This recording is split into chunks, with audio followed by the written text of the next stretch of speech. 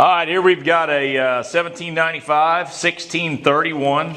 It's got variable rate drive, row clutches, active pneumatic down pressure, 2015 model planter. This planter has a total rebuild. It has new openers, new no-tills. All recently redone, setting inside. This also has a double crop package.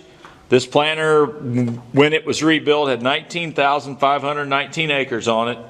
And as I said, the complete rebuild includes openers, no-tills, rotary scrapers, gauge wheel arms, adjusters, closing wheel bushings, closing wheel attaching blocks.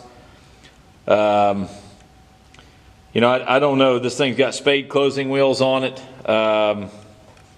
Does have a full box. Is Seed Star. It has the corn plates in the shed, it says, and bean plates in the planter. So very, very nice. Hard to find. You guys don't realize what it takes to make them look like this, but this thing's had thousands of dollars spent on it and a ton of time and labor. And you go out and buy one that's wore out, try to make them look like this, you would appreciate this here down the road, because I'd say about halfway through, like, man, we should have bought that planter rebuilt. But very, very nice. It is inside, out of the weather, and it's available.